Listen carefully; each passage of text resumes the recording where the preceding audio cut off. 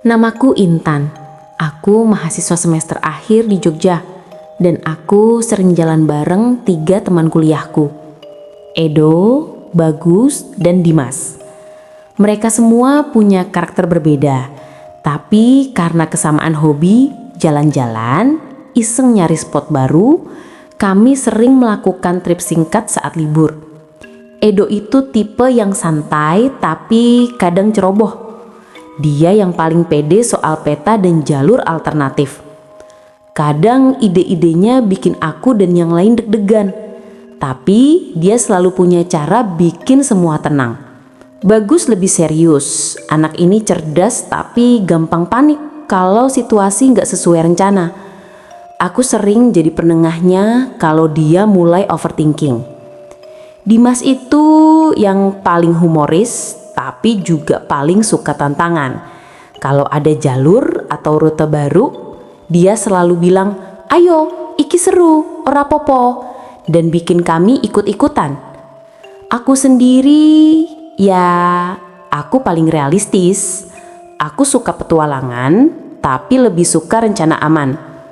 Jadi biasanya aku jadi suara hati nurani di antara mereka. Hari itu kami lagi duduk di kos Edo, ngobrol sambil minum kopi. Topik pembicaraan biasa, tugas kuliah, rencana libur, dan cerita horor ringan yang sering bikin kami ketawa. Tapi Edo tiba-tiba buka maps di HP-nya. Kowe ngerti lah, jalur iki bisa ngirit waktu tekan pesisir. Edo nunjuk jalur kecil. Loh, iki jalannya sempit banget doh. Bagus menatap ragu.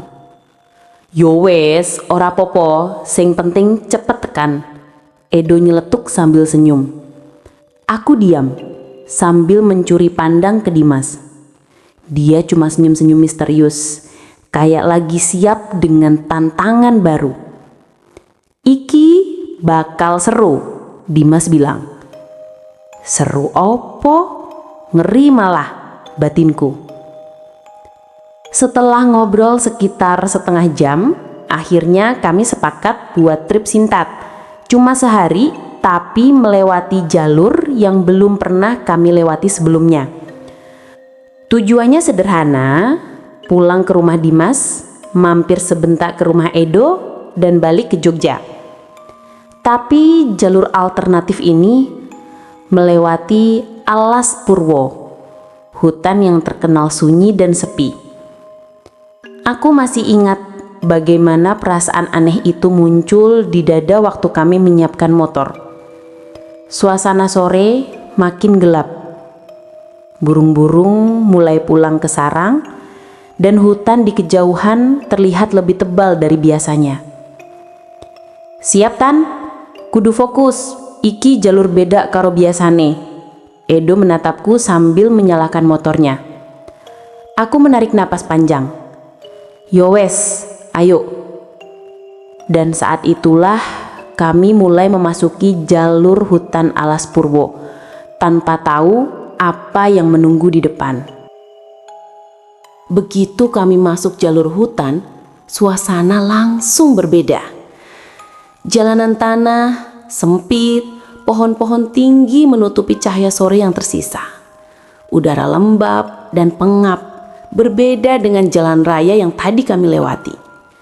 Aku boncengan Edo, Dimas sama Bagus di motor satunya. Awalnya kami masih ngobrol ringan, tapi lama-lama suara mesin motor, gesekan rantai, dan desir angin terdengar aneh, kayak lebih keras dari biasanya. Iki motor Edo kok rasanya pedo yo? Aku tanya pelan. Edo cuma menjawab sambil menyalakan lampu motor. Mungkin karena jalan tanah, aja khawatir Nan. Tapi tak lama kemudian motor Edo mati mendadak. Motor Dimas juga mendadak mati. 2 motor diam tanpa alasan jelas. Hanya terdengar suara jangkrik dan desir daun. Yo rapopo, ayo didorong pelan-pelan, Edo bilang sambil mencoba menyalakan mesin. Bagus mulai panik. Aku gak senang, iki gak normal Tan. Kami dorong motor sambil menatap sekeliling. Kabut tipis mulai muncul di antara pepohonan, membuat jarak pandang menyusut. Tiba-tiba terdengar suara gamelan pelan dari arah hutan. Sayup-sayup, semua terdiam. "Krungu opo iki?" Edo bertanya pelan. "Kayak gamelan tapi sunyi banget," jawabku. Jalan makin gelap, kabut makin tebal. Pohon-pohon terasa menutup jalannya seperti berulang. Aku hafal karena ada bekas ukiran Jawa di satu pohon. 3 kali muncul tetap sama, seolah kami muter di tempat yang sama. "Iki kok muter-muter terus?" Bagus mulai panik. Aku berusaha tetap tenang. "Ayo kita dorong terus, nggak jauh lagi pasti nemu jalan keluar." Kami akhirnya berhenti di gubuk kecil di pinggir jalan. Lampu teplok menyala redup. Tapi saat kami dekati, padam sendiri. Edo segera bilang, "Ayo terus wae, kene ra aman." Kami lanjut dorong motor tapi rasa gelisah makin menjadi. Kabut makin tebal, udara dingin menusuk, dan seolah ada bayangan mengikuti dari kejauhan. Kadang aku menangkap gerakan samar di pinggir pohon, tapi setiap kami nyalakan senter, nggak ada siapa-siapa. Waktu terus berjalan, jam di HP menunjukkan 20.30, tapi terasa seperti malam sudah berlangsung berjam-jam. Suasana makin sunyi, kecuali suara jangkrik dan desir daun. Semua mulai capek, tapi nggak ada pilihan lain selain terus maju. Aku menoleh ke Edo. Wajahnya pucat, tapi mencoba tersenyum. "Yowes, ropopo, kita fokus. Sing penting tetep bareng." Aku mengangguk, tapi dalam hati deg-degan luar biasa. Setelah berjam-jam dorong motor, kabut makin tebal dan jalan terasa berulang. Kami mulai kehilangan arah. Semua pohon tampak sama, jalannya seperti labirin. Suara jangkrik dan desir daun mulai terdengar berbeda. Ada ritme yang aneh, seperti bisikan samar. "Intan, iki kok aku mulai lali arah yo." Bagus berbisik panik. "Yo wis, ayo tetep bareng, santai," jawabku walau jantungku berdegup kencang. Kami terus maju dan tiba-tiba di tengah kabut aku melihat sesuatu yang bikin darahku berhenti. Lampu-lampu kecil dan suara keramaian samar. Awalnya kupikir itu desa kecil, tapi bentuknya aneh, lebih menyerupai pasar tradisional yang tidak biasa. Gerobak kayu tua, lampu minyak, orang-orang berpakaian jadul, tapi wajah mereka samar dan tak pernah menoleh ke arah kami.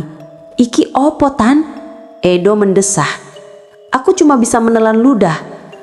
"Aku gak ngerti, tapi kayak pasar, tapi aneh banget." Kami perlahan mendekat, tapi motor tetap mati. Kami turun, dorong motor sambil mengintip dari balik pohon. Suara orang ngobrol, tawar-menawar, tapi bahasa mereka aneh, bukan bahasa Jawa biasa. Aku cuma bisa menangkap kata-kata seperti "wis bali" dan "tembus wengi" yang berulang-ulang. Di sisi pasar ada gerbang besar, bentuknya seperti gapura kampung, tapi gelap, penuh ukiran menakutkan, seperti wajah-wajah menakutkan.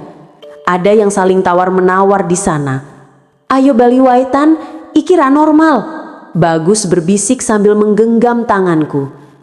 "Yo wes, tapi kita kudu ngerti jalur metu. Ayo pelan-pelan." Tiba-tiba dari arah pasar ada sosok perempuan berpakaian putih muncul melayang di atas tanah, menatap kami tanpa berkedip. Aku membeku. Edo menggenggam tanganku, dan kami semua tahu ini bukan tempat biasa. "Wis, bali wae leh," suara perempuan itu terdengar pelan tapi jelas. Kami semua kaget, tapi motor tetap mati. Kabut makin tebal, pasar itu seperti hidup. Gerobak bergerak sendiri, lampu minyak berkedip tak beraturan. Aku berbisik ke Edo, "Iki nyoto doh, kita harus keluar dari sini."